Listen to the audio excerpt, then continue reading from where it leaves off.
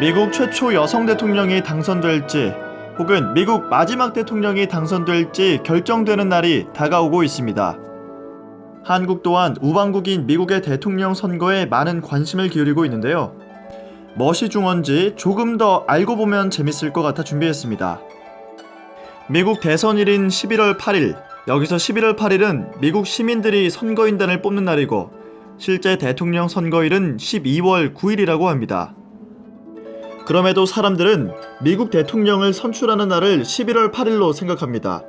이를 알기 위해선 미국의 대선 방식을 이해할 필요가 있습니다. 미국 정계는 민주당, 공화당의 양당 체제입니다.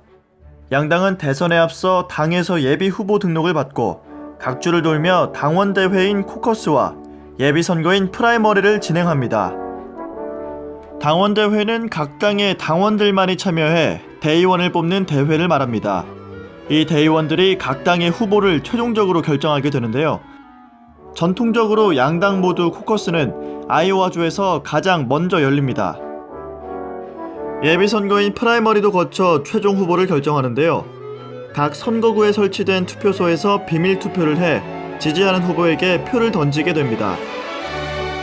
폐쇄형과 공개형이 있는데 대다수주는 폐쇄 프라이머리를 채택하고 있습니다. 전통적으로 프라이머리는 뉴햄프셔에서 제일 먼저 실시됩니다. 이처럼 미국은 코커스와 프라이머리를 통해 간접선거제와 직접선거제를 모두 시행하고 있습니다. 미국의 주마다 선거인당이 동일한 것이 아니기 때문에 선거인당이 많은 주에서 경선 승리를 하면 사실상 후보 확정입니다. 그렇게 힐러리와 트럼프가 최종 대선 후보로 지명됐습니다. 다음 최종 후보는 전당대회를 거쳐 선출되며 11월 첫째 주 화요일, 즉 11월 8일에 국민들이 직접 투표를 하게 됩니다. 바로 대통령이 뽑는 것이 아니라 유권자들이 선거인단을 결정하는 것입니다. 여기에 승자독식이라는 방식이 더해져 조금이라도 더 많은 표를 얻은 후보가 그 주의 선거인단을 모두 가져가면서 선거인단을 많이 확보한 후보가 대통령이 됩니다. 각 주별로 확정된 선거인단이 12월에 대통령을 정하는 투표를 실시하게 됩니다. 하지만 선거인단은 자신이 처음 투표한 후보에게 투표를 하지 않으면 안 되기 때문에 이는 형식적인 당선 확인 절차에 해당한다 생각하시면 됩니다. 자, 그렇다면 힐러리와 트럼프, 이 두 후보는 어떤 이슈를 가지고 있을까요? 먼저 힐러리입니다. 미국 최초 여성 대통령이라는 주목보다 더 주목받은 사건이 있었는데요. 그것은 바로 힐러리 클린턴의 남편 빌 클린턴의 외도 사건이었습니다. 오래된 사건이었음에도 힐러리가 대선에 출마할 때마다 회자되고 있습니다. 트럼프는 이 스캔들을 비꼬면서 힐러리에게 비하 발언을 하기도 했습니다. 또 다른 스캔들, 요즘 다시 핫해진 이메일 스캔들입니다. 클린턴이 국무장관 재직 시절 개인 서버를 통해서 이메일을 주고받은 이른바 이메일 스캔들 수사가 지난 8월 불기소로 종결된 바 있습니다. 하지만 힐러리 선거 캠프 부위원장인 후마 에버딘의 전 남편 앤서니 위너 전 하원 의원이 과거 미성년자와 이른바 섹스팅을 주고받았다는 정황이 포착됐습니다. 그 사실을 조사하기 위해 위너 전 의원의 노트북 컴퓨터를 압수해 분석하는 과정에서 에버딘의 업무 이메일이 무더기로 발견됐습니다. 이에 대해 업무 이메일의 보안이 허술한 것 아니냐는 문제가 제기됐습니다. 이메일 스캔들이 주목받는 이유는 일반적으로 대선 60일 이내에는 후보자의 투표율에 영향을 줄 수 있는 사건을 보도하지 않지만 이번엔 대선을 보름 앞둔 시점에 공개했기 때문입니다. 트럼프의 경우 팩트체크를 얘기하지 않을 수 없겠죠. 1차 토론에서 16번, 3차 토론에 4번의 거짓말을 한 것이 들통났습니다. 정책 또한 수시로 말바꿈하며 일관된 모습을 보이지 않고 있는데요. 트럼프는 이번 대선의 최대 이슈메이커입니다. 히스패닉, 유대인, 여성에 대한 차별과 미국 고립주의를 주장하고 있습니다. 특히 여성 비하 발언을 한 음성 파일이 공개돼 후보 사퇴에 논란이 일었습니다.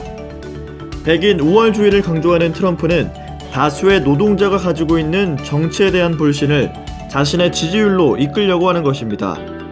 각 후보들의 정책도 한번 알아봐야겠죠. 먼저 우리나라에 가장 큰 영향을 미칠 정책을 알려드리겠습니다. 클린턴과 트럼프는 북한의 핵과 미사일 위협에 관련해 추가 제재 등 단호한 대처의 필요성에는 이견이 없습니다. 하지만 구체적인 방식에 관해서 입장차가 두드러지는데요. 클린턴의 경우 버락 오바마 행정부의 기조대로 대북 제재를 강화하면서 대화의 창구도 열어놔야 한다는 입장입니다. 그리고 한미동맹에 관해 양국 이익에 도움이 되는 것이라면 공조를 강조하고 있습니다. 하지만 트럼프는 대북 강경 대응에만 초점을 맞추고 있습니다. 북한에 대한 폭력적인 발언과 더불어 대한민국의 안보 무임승차론을 제기하며 방위비 분담금 재협상까지 주장하고 있습니다. 대선의 핵심 쟁점으로 급부상한 경제 통상 분야 공약도 기조가 극명하게 대조되고 있습니다. 트럼프는 자유무역 협정이 미국인들의 일자리를 뺏어간다며 강력하게 반대하고 있습니다. 자유무역 자체는 찬성하지만 아직 발효되지 않은 TPP는 물론이고 1994년 출범한 나프타와 한미 FTA 등 미국이 그동안 체결한 모든 무역 협정이 미국의 불황을 초래하고 있다고 주장합니다. 최악이라는 표현까지 써가며 재검토와 재협상을 하겠다는 여러 차례 입장을 밝혔습니다. 힐러리의 경우 기본적으로 자유무역 협정 지지론자입니다. 미국인 노동자들이 불이익을 받지 않게 공정한 무역 협정을 체결해야 한다, 이런 입장인데요. 하지만 오바마 행정부와는 달리 규제를 더욱 강화해 미국 내수시장 활성화에 더욱 초점을 맞추겠다, 이런 뜻을 여러 차례 내보이고 있습니다. 두 후보가 각국 난민과 불법 이민자에 대해 내세우고 있는 정책 확연하게 다릅니다. 힐러리는 무차별 이민자 추방이 아니라 범죄자 단속이 국경 안보의 우선순위라고 설명하고 있습니다. 또 불법 이민자들이 시민권을 취득할 길을 열어줘야 한다고 강조하고 있는데요. 하지만 트럼프는 불법 이민자들을 막기 위해 미국과 멕시코의 국경선에 거대한 장벽을 짓고 건설 비용은 멕시코가 부담하도록 하겠다고 밝히기도 했습니다. 또한 미국에 거주하고 있는 수백만 명의 불법 이민자들을 추방할 것이며 미국에서 출생한 사람에게 자동으로 시민권을 주는 출생시민권 부여 제도도 없앨 것이라고 밝혔습니다. 지금은 두 후보가 지지율이 비슷해 접전을 펼치고 있습니다. 이외에도 여러가지 두 후보의 밑도 끝도 없는 정책과 구설수가 많지만 말도 많고 탈도 많은 미국 대선이기에 과연 누가 대통령이 될 것인지는 뚜껑을 열어봐야 알겠습니다. 여러분들은 어떤 후보가 차기 미국의 대통령이 될 것 같으신가요?